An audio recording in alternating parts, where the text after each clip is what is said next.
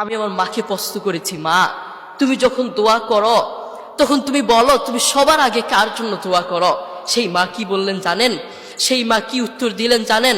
আরে বাপ, তুই জানতে চাস আমি যখন দোয়া করি, আমি যখন দুই হাত তুলে দোয়া করি, আমি আমার রোগের কথা ভুলে যাই, আমি আমার সমস্যার কথা ভুলে যাই, আমি সবার কথা ভুলে গিয়ে আমি যখন দোয়া করি আগে তোর জন্য দোয়া করি, আমার সন্তানের জন্য দোয়া করি। আল্লাহু আকবার।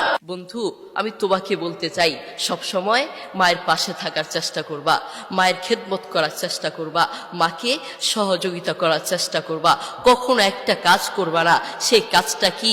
সেই কাজটা হচ্ছে কখনো মায়ের বদদুয়া নেওয়ার চেষ্টা করবা না। বন্ধু মনে রেখো, দোস্ত মনে রেখো, মায়ের বদদুয়া নিয়েছো মানে তোমার পুরো লাইফ নষ্ট হয়ে যাবে, পুরো জীবন নষ্ট হয়ে যাবে। মনে রেখো, রাইফেলের গুলি মিস হতে পারে, মায়ের বদদুয়া মিস হতে পারে না, ঠিক কিনা? এই জন্য